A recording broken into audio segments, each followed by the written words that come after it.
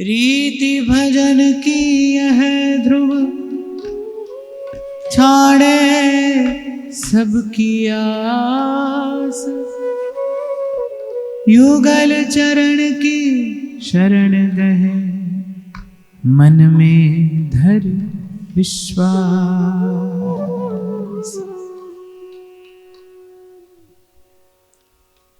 आज के भाव में मैं आगे बढ़ूं इससे पूर्व एक बार कल की चर्चा का सार मैं आपको निवेदन करूं।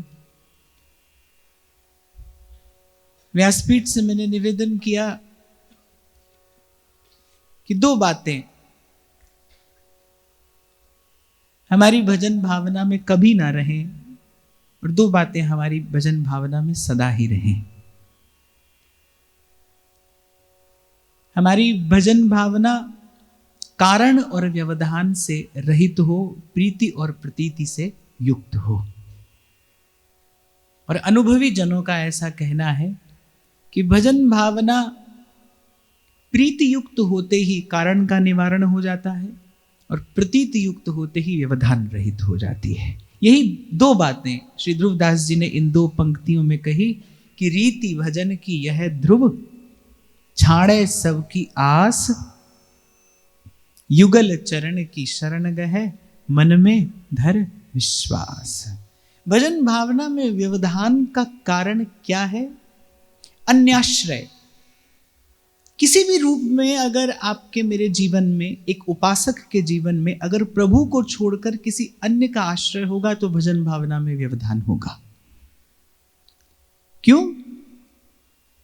क्योंकि प्रभु के अतिरिक्त अन्य जो भी कुछ है वो मरण धर्मा है, अस्थिर है, क्षणभंगुर है, सदा रहने वाला नहीं है। इसलिए जब उसका आश्रय लिया जाएगा तो वो आधार सदा एक सा नहीं रहेगा और भजन भावना में व्यवधान उत्पन्न होगा। गीता में भगवान एक बात कहते हैं कि जो भजन करने का स्थान हो वो सम होना चाहिए। ऐसा एक संकेत गीता में भगवान ने किया कि जो भजन करने का आपका स्थान हो, सम हो, आसन सम हो, फिर आपकी जो मुद्रा हो, पोस्चर जिसमें आप बैठकर भजन करें, वो भी संरेखित होनी चाहिए। तो जो भजन भावना का आधार है वो भी विषम नहीं होना चाहिए। और संसार में देखो, संसार में चहुं और विषमता है। प्रत्येक व्यक्ति के स्वभाव में विषमता है, प्रत्येक वस्तु के स्वभाव में, उसके गुण धर्म में विषमता है। ये पूरा संसार ही विषमता से बना है। विषमता अर्थात जो एक सा नहीं रहे, जो सम न हो। तो जब भजन का आसन सम होना चाहिए, जब जिस स्थान पर बैठकर भजन करें वो सम होना चाहिए, तो फिर जिसके आश्रय पर भजन किया जाना चाहिए वो आश्रय और आधार भी सम होना चाहिए, जो कि केवल प्रभु हैं। प्रभु के अतिरिक्त कोई नहीं हो सकता। इसीलिए नारद जी भक्ति सूत्र में कहते हैं अनन्य का अर्थ क्या है? अन्याश्रयाणाम त्यागो अनन्यता। किसी भी प्रकार से, स्थूल सूक्ष्म किसी भी रूप से उपासक के जीवन में प्रभु के अतिरिक्त किसी अन्य का आश्रय न रहे। और मैंने कह दिया, आपने सुन लिया, पर आप इस बात का विचार करेंगे तो ये बड़ा दुष्कर है। मैं तो ये बात भी निवेदन करूंगा कि भगवान का आश्रय हो जाना सरल है। अगर कोई पूछे ना कि प्रभु का आश्रय सरल है या संसार के आश्रय का त्याग सरल है, तो प्रभु का आश्रय होना सरल है, पर संसार का आश्रय नहीं छूटता भाई। किसी ना किसी रूप में, स्थूल सूक्ष्म रूप में हमारा मन, हमारी वृत्ति, हमारी चेतना संसार को पकड़े रहती है। वो संसार का व्यक्ति भी हो सकता है, वो संसार की वस्तु भी हो सकती है, वो कोई वृत्ति भी हो सकती है, वो पद प्रतिष्ठा मान सम्मान कुछ भी हो सकता है, पर संसार का आश्रय बना रहता है। ये जो अन्याश्रय छूट जाना है, इसके लिए गोस्वामी जी कहते हैं, एह गुण साधन ते नहीं कोई, तुम्हारी कृपा पाव कोई कोई। भजन के मार्ग पर चलने के लिए जिस दैवी संपत्ति की आवश्यकता है वो ध्यान से सुनना। जैसे संसार में निर्वाह करने के लिए लौकिक संपत्ति की आवश्यकता है, ऐसे भजन के देश में, भाव के देश में भी निर्वाह करने के लिए दैवी संपत्ति की आवश्यकता है। पर संसार में जिस संपत्ति की आवश्यकता है वो संपत्ति प्रयास करके अर्जित की जा सकती है, लेकिन भाव देश में, भजन के मार्ग पर जिस संपत्ति की आवश्यकता है वो संपत्ति प्रयास से नहीं, संत सदगुरु के प्रसाद से पाई जाती है। प्रसाद में मिलती है वो, प्रसाद में। और प्रसाद किसे मिलता है? जो मंदिर जाता है, जो 2 पग चल के जाएगा वही तो प्रसाद का पात्र है। और आप स्मरण करिए, कल यही बात विराम के क्षण में मैंने आपसे कही थी। महाप्रभु जी के 2 वाक्यों का स्मरण हमने किया था, तनहि राख सत्संग में। मैं तो कहता हूं भजन की सुरीति का आरंभ कहां से है? आप जहां जिस अवस्था में खड़े हैं, पड़े हैं, आप बस वहां से सत्संग की ओर चल दीजिए। आपको कोई आंतरिक, कोई बाह्य शुद्धि करने की आवश्यकता नहीं है। मैं स्पष्ट करके आपको निवेदन कर रहा हूं, आप जहां जिस भी अवस्था में पड़े हैं, पतित से पतित अवस्था में पड़ा हुआ जीव भी यदि सत्संग की ओर उन्मुख हो जाए तो सत्संग उसे प्रभु के सन्मुख कर देता है। यह एक बात मैं आपको और निवेदन करूं, सूक्ष्म बात है, आप सावधान होकर सुनना। सन्मुख होने का अर्थ क्या होता है? हम बार बार इस पंक्ति का गान भी करते हैं, सन्मुख होई जीव मोहि जबहि, जन्म कोटि अघनासहि तबहि। और उस दिन में मैं आपसे कह रहा था कि भगवान की वाणी कैसी है? भगवान के वल्गु वाक्य हैं, बुद्ध मनोज्ञया। भगवान की वाणी बड़ी सार गर्भित है, उसमें बड़ा गहन गंभीर रहस्य छिपा रहता है। प्रभु कह रहे सन्मुख होई जीव मोहि जबहि। सन्मुख होने का अर्थ क्या है? मैं आपसे पूछूं, क्या है सन्मुख होने का अर्थ?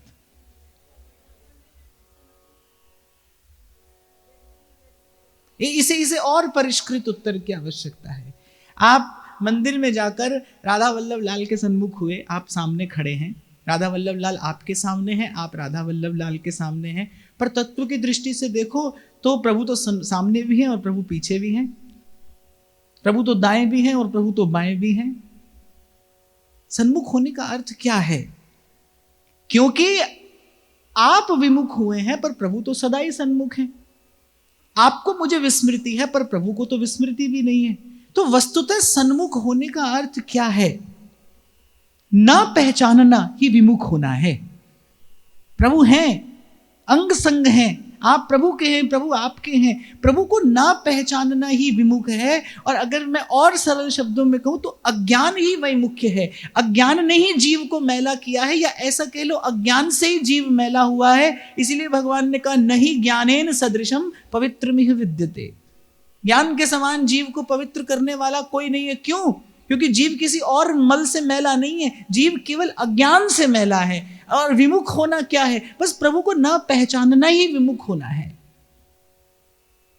ध्रुवदास जी ने पूर्व में कहा ना, जिनके बल से प्रियालाल से पहचान होती है, जो प्रियालाल से पहचान कराते हैं, उनकी बलिहारी है, जो पहचान करा देते हैं। ये जो संपत्ति है, ये जो दैवी संपत्ति है, ये जो संत और सत्संग आपको भगवत संबंध की स्मृति करा देता है और जीव सबल हो जाता है, निर्भय हो जाता है, निर्ग्रंथ हो जाता है, ये संपत्ति प्रसाद से पाई जाती है। और मैं दोहराता हूं अपनी बात, पतित से पतित अवस्था में पड़ा जीव भी अगर सत्संग की ओर चल दे तो वो इस दैवी संपत्ति का सहज में अधिकारी हो जाता है। ये बड़ा सशक्त वाक्य है। किसी भी अवस्था में आप पढ़े, आप कुछ विचार मत करिए, बस चल दीजिए, सत्संग की ओर चल दीजिए। ये वो कल्पतरु है जो भीतर बाहर का प्रत्येक अभाव पूरा कर देगा।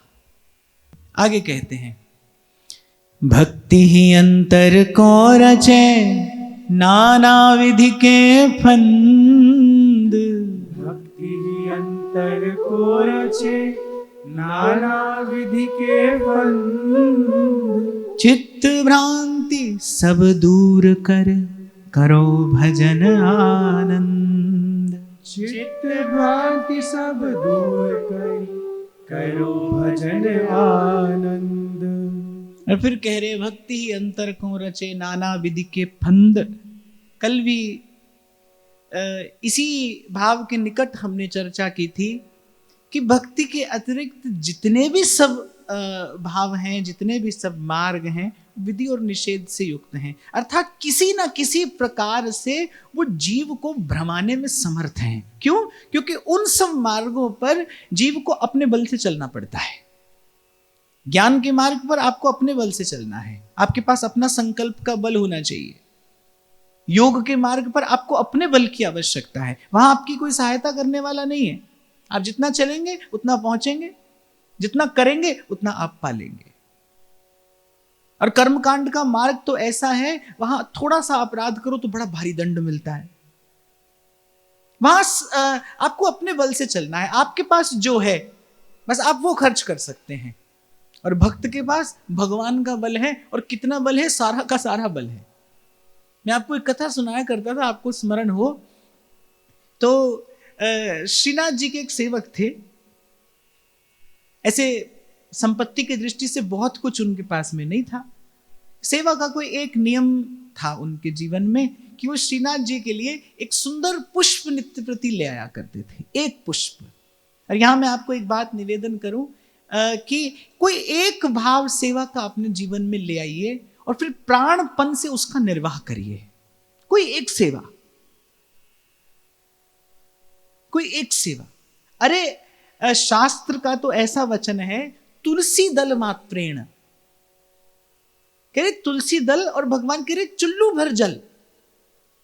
और शब्द लिखा है विक्रीणात, भगवान कह रहे इतने में तो हम अपने आप को बेच देते हैं, कोई प्रेम से ले आए तो। देखो, जिस देश में रहो ना, उसका नियम कानून मानना पड़ता है, मानना चाहिए, नहीं तो दंड मिलता है। श्री ठाकुर जी ने संसार बनाया, और इस देश का नियम क्या है? लेना और देना। अब श्री ठाकुर जी ये कहते हैं कि भाई हमने ही संसार बनाया, हमने ही नियम बनाया, अब हम ही इस नियम को कैसे तोड़े? अब हम और हमारे भक्त यदि इस नियम को तोड़ दें तो श्री ठाकुर जी कहेंगे भाई हम पर विषमता का आरोप लगेगा। हमने बनाया है ये संसार, और हमने ही कर्म प्रधान विश्व करी राखा, जो जस करई सो तस फल चाखा। ये लेने देने पर टिका जो ये संसार है, प्रभु विचार करते हैं भाई हमने ही बनाया है, हमने इसका नियम कानून बनाया। अब नियम कानून बनाने वाला अगर नियम कानून तोड़े तो ये तो शोभा की बात नहीं है। तो श्री ठाकुर जी कह रहे भाई हम भी इस नियम कानून को मानेंगे, हमारे भक्त भी इस नियम कानून को मानेंगे। तो श्री ठाकुर जी कह रहे भाई एक पग तुम चल पड़ो हमारी तरफ, फिर हम सारे पग चल के आ जाएंगे। एक तुलसी दल आप हमारे लिए ले आओ, फिर हम आपको सब कुछ दे देंगे। 2 मुट्ठी तंदुल में तो 3 लोक का वैभव आपको दे देंगे। बिल्कुल यही वाक्य शास्त्र में है कि तुलसी दल मात्रेण चुल्लू भर जल, इतने में भगवान कह रहे हम अपने आप को बेच देते हैं, पर इतना आप ले आओ ताकि हम पर विषमता का आरोप ना लगे कि भाई अमुक व्यक्ति ने आपको कुछ नहीं दिया और आपने सब कुछ दे दिया, तो लेना देना कहाँ रहा? आप संसार में रहते हैं तो संसार के नियम का पालन करिए। तो श्री ठाकुर जी स्वयं भी इस नियम का पालन कर लेते हैं और अपने भक्तों से भी करा लेते हैं। बोले भाई हमारे पास आते हो ना, चलो एक तुलसी दल ही ले आया करो, ताकि लेने देने का वो जो नियम है, वो जो कानून हमने बनाया है, उसका पालन हो जाए। तुलसी दल ले आओ, बस एक पुष्प ले आओ। तो उनका एक नियम था, एक पुष्प श्रीनाथ जी के लिए नित्य ले जाया करते थे। श्रृंगार आरती होने से पहले वो श्रीनाथ जी के लिए पुष्प ले जाया करते थे।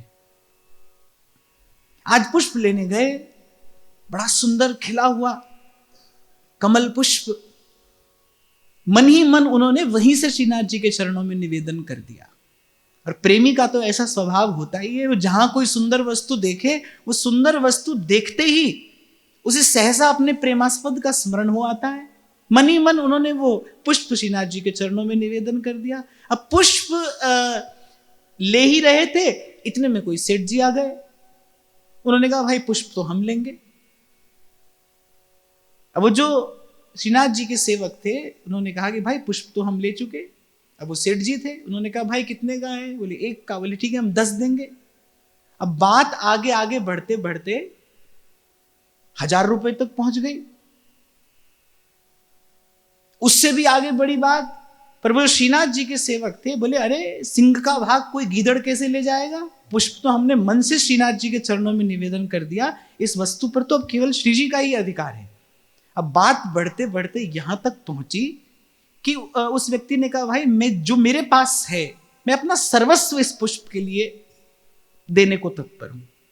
अब सेठ जी तो सेठ जी ठहरे, उन्होंने सोचा कि भाई पुष्प ले रहे थे हम सेठानी जी के लिए, क्या है अब ले जाएंगे शाम तक मुरझा जाएगा, सेठानी जी को कल कुछ और देना पड़ेगा। तो जब बात यहां तक पहुंच गई कि उस व्यक्ति ने कहा मैं अपना सर्वस्व इस पुष्प के लिए देता हूं, सेठ जी ने कहा अच्छा ठीक है तुम ही ले जाओ। अब वो भी अपने वचन के पक्के थे, जो उनके पास था सब उस पुष्प के लिए दे दिया। पुष्प लेकर पहुंचे, श्री गोसाई जी ने पुष्प श्रीनाथ जी के चरणों में रखा और कहते हैं जैसे ही पुष्प श्रीनाथ जी के चरणों में रखने लगे, श्रीनाथ जी ने कहा कि ये पुष्प आप हमारे मस्तक पर पधराइए। और कहते हैं कि श्री ठाकुर जी ने झुका लिया अपना मस्तक और कहा कि बाबा ये पुष्प आज हमारे मस्तक पर पधराइए। गोस्वामी जी के नेत्र सजल हो गए श्रीनाथ जी का प्रेम पूरित स्वर सुन के, और जब पुष्प पधरा रहे थे श्रीनाथ जी के मुकुट पर, तो श्रीनाथ जी ने कहा कि आप उस सेवक से कह दीजिएगा आज से उसका सर्वस्व मेरा और मेरा सर्वस्व उसका। आज से उसका सर्वस्व मेरा हुआ, उसने अपना सर्वस्व निवेदन किया है इस पुष्प के लिए, तो आज से मेरा सर्वस्व भी उसका हुआ। अब आप हाथ में तराजू लेकर तोल लो भाई हमारे सर्वस्व के नाम पर हमारे पास में क्या है और श्री ठाकुर जी के पास क्या है उनके सर्वस्व के नाम पर। तो ऐसा उनका स्वभाव है, इतनी सी वस्तु दे तो वो अपना सर्वस्व देने को तत्पर नहीं है, सर्वस्व दे देते हैं। दिया है, बार बार दिया है प्रभु ने अपना सर्वस्व अपने भक्तों पर, और अपना सर्वस्व अपने भक्तों पर न्यौछावर करके भी विचार करते हैं और कहते हैं कि भाई आपका ऋण हम चुका नहीं पाए। श्री महाप्रभु सुधानिधि में कहते हैं अनुलिख्यानंतानपि सद महत परादान मधुपतिर महाप्रेमाविष्टस्तव परम देयम विमृशति, कि जो एक बार श्री जी का नाम सुना देता है ठाकुर जी को एक बार, तो श्री ठाकुर जी विचार करते हैं कि इसने प्रेम से श्री जी का नाम मुझे सुनाया है, मेरा कितना बड़ा हित किया है इसने। विचार करते हैं, कहते हैं जन्म जन्म की उसकी पाप राशि तो नष्ट कर ही देते हैं, लेकिन फिर विचार करते हैं कि मुझे संतोष नहीं हुआ, ये देकर इसे संतोष नहीं हुआ, और यहां वहां देखने लगते हैं भाई क्या हो जो इसे देकर इस भाव की पूर्ति की जाए। श्री राधा श्री राधा श्री राधा श्री राधा श्री राधा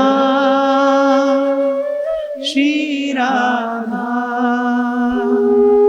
श्री राधा श्री राधा राधा राधा राधा राधा राधा राधा राधा राधा राधा राधा राधा राधा राधा राधा।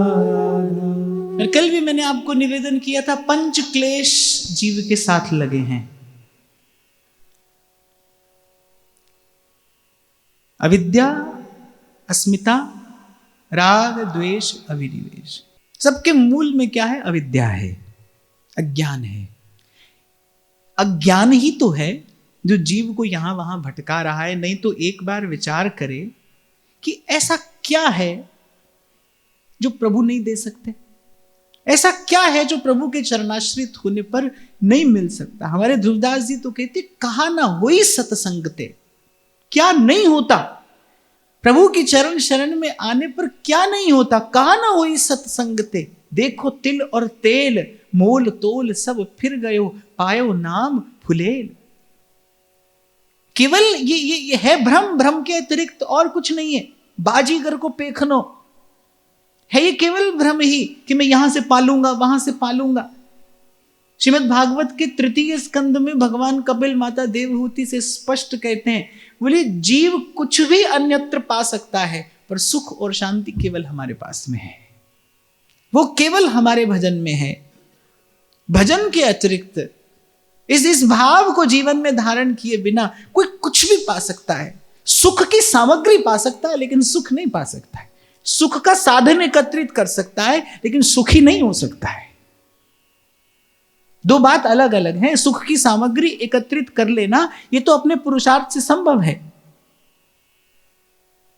आप एयर कंडीशन कमरा बनवा सकते हैं, आप एक वातानुकूलित कक्ष बनवा सकते हैं, लेकिन हृदय शीतल हो जाए उस वातानुकूलित कक्ष में बैठकर, ये तो कोई आवश्यक नहीं है। हृदय शीतल तो प्रभु के शीतल चरण कमलों की शरण में जाने पर ही होता है। तो सुख की सामग्री, सुख का साधन जीव अपने प्रयास से जुटा सकता है, सुख नहीं पा सकता है, शांति नहीं प्राप्त कर सकता है।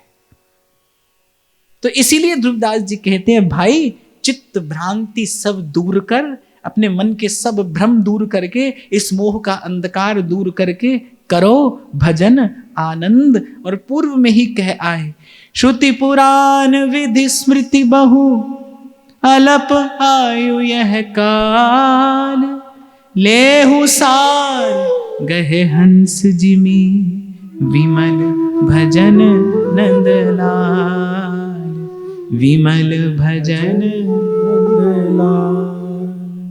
सूरदास प्रभु तुम्हारी कृपा ते, कहिए, सूरदास प्रभु तुम्हारी कृपा ते, सूरदास प्रभु तुम्हारी कृपा ते, सूरदास प्रभु तुम्हारी कृपा ते, पाए सुख जो घनेरे, पाए सुख जो घनेरे, जो हम भले बुरे सोते,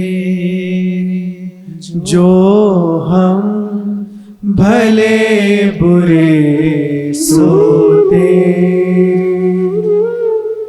व्यास जी का एक बड़ा सुंदर पद है,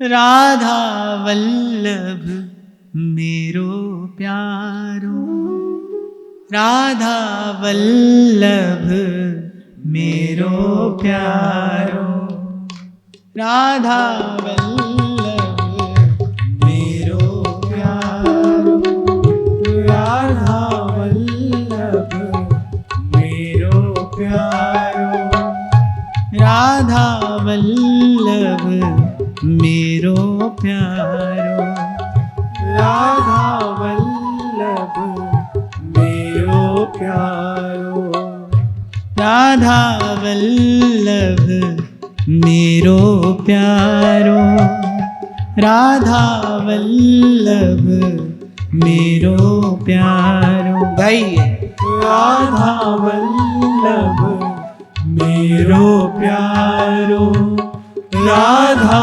वल्लभ मेरो प्यारो।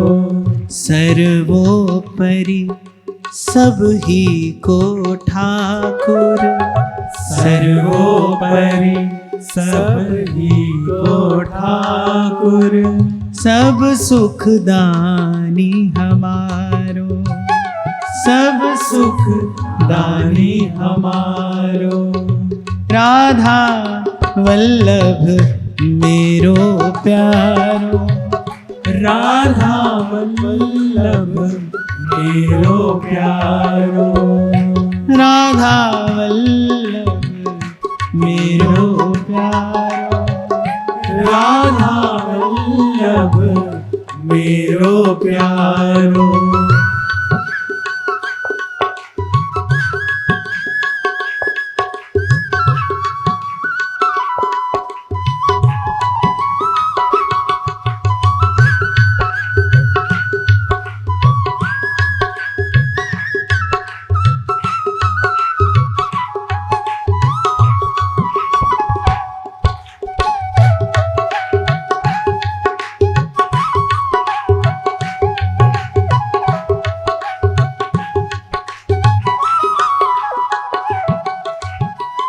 प्रीति रीति पहचाने जाने, प्रीति रीति पहचाने जाने, प्रीति रीति पहचाने जाने, प्रीति रीति पहचाने जाने, रसिकन को रखवारो, रसिकन को रखवारो, रसिकन को रखवारो, रसिकन को रखवारो। श्याम कमल दल लोचन मोचन, श्याम कमल दल लोचन लोचन, श्याम कमल दल लोचन मोचन, श्याम कमल दल लोचन मोचन, दुख नैनन को तारो मेरो प्यारो, राधा वल्लभ मेरो प्यारो, राधा वल्लभ मेरो प्यारो।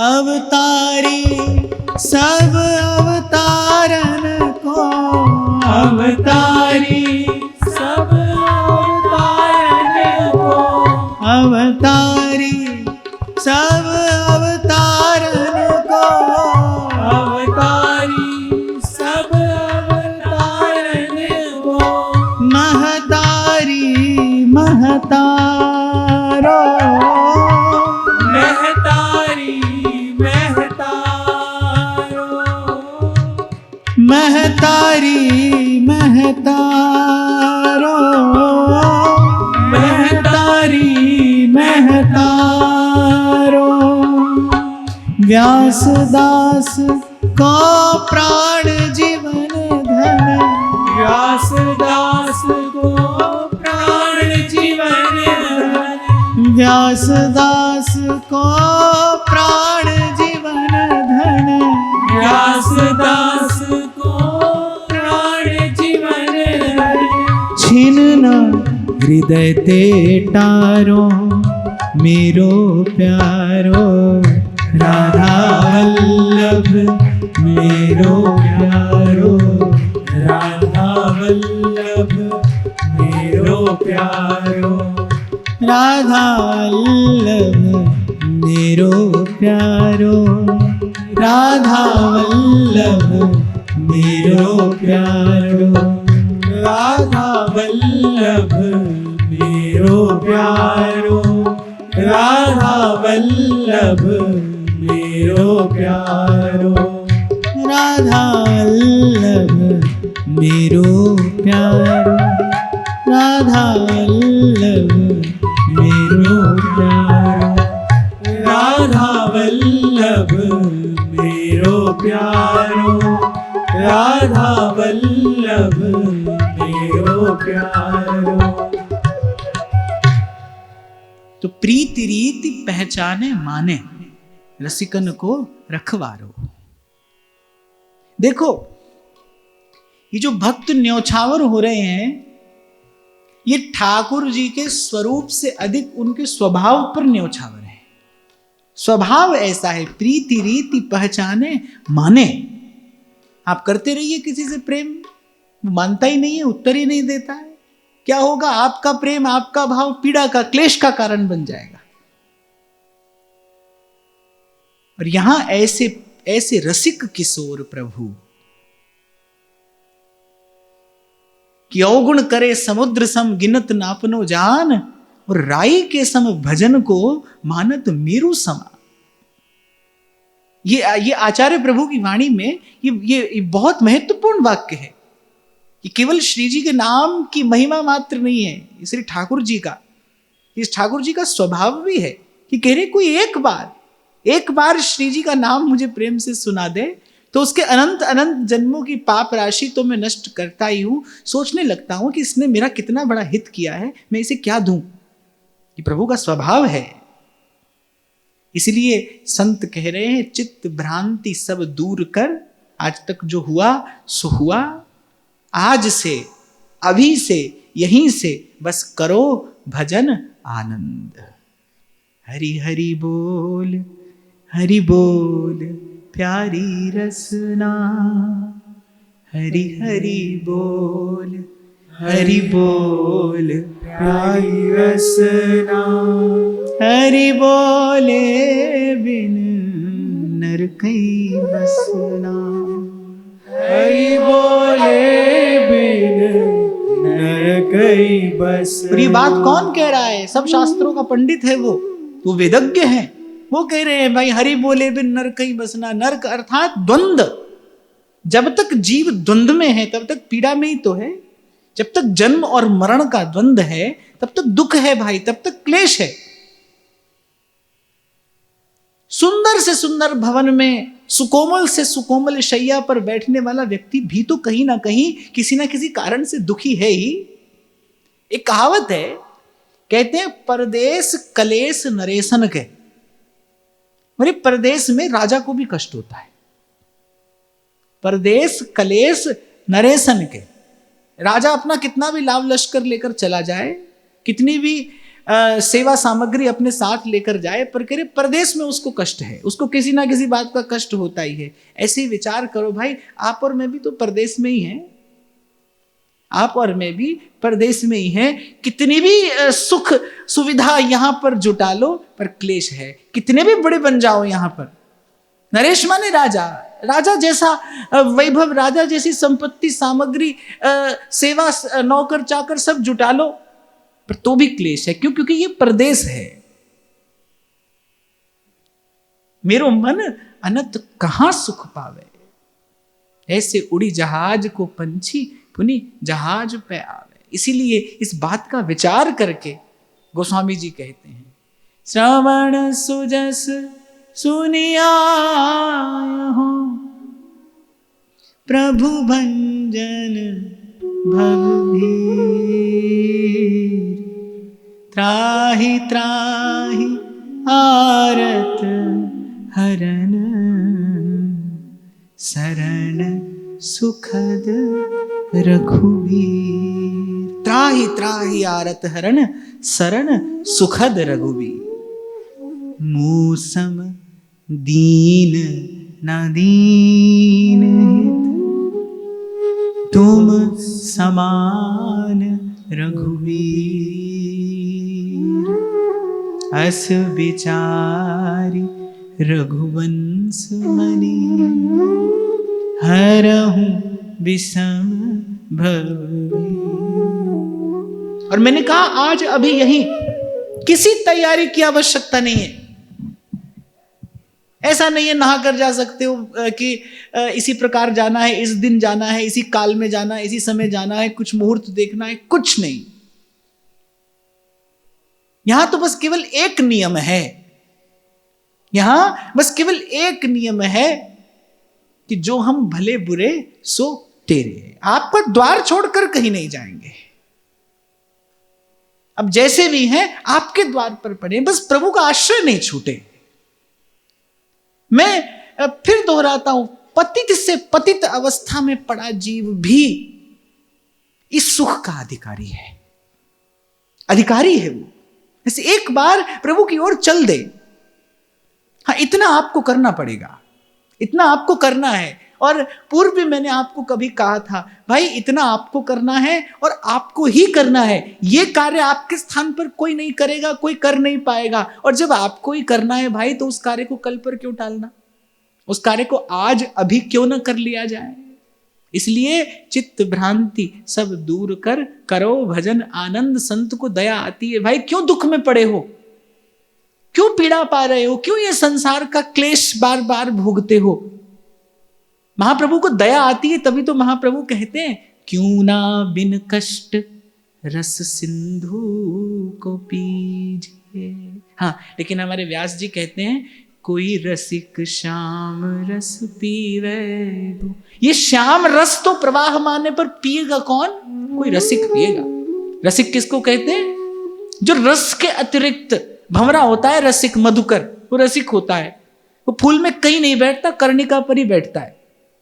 कितना भी सुंदर फूल खिला हो, वो कुछ नहीं देखता, वो सीधे कर्णिका पर बैठता है और रस पान करता है। ऐसे रसिक अर्थात जो रस सागर कुंज विहारी के अतिरिक्त कहीं न देखे, बस सीधा सीधा उनके चरण कमलों पर बैठे और मकरंद रस का पान करे। इसलिए कल मैंने आपसे कहा था भाई, इसके बाद हम व्यासवाणी के पूर्वार्ध की चर्चा करेंगे। एक एक पद जो है अद्भुत गूढ़ार्थ लिए है, आनंद आएगा। तो व्यास जी कह रहे हैं कोई रसिक श्याम रस पीवे गो, जोई पीवे गो सोई जीवे। और दूसरी बात कहते जोई पीवे गो सोई जीवे गो, बाकी सब मृत्यु को प्राप्त होंगे। जैसा महाप्रभु ने कहा, जय श्री हित हरिवंश प्रपंच वंश सब काल व्याल को खायो। कबीर साहब कहते हैं ना, मरे बहिर्मुख साधु जीवे, मरे बहिर्मुख साधु जीवे, भर भर नाम रसायन पीवे, भर भर नाम रसायन पीवे। हमको मिला जियावन हारा, हमको मिला जियावन हारा। हम ना मरे मरी है संसारा, हम ना मरे मरी है संसारा।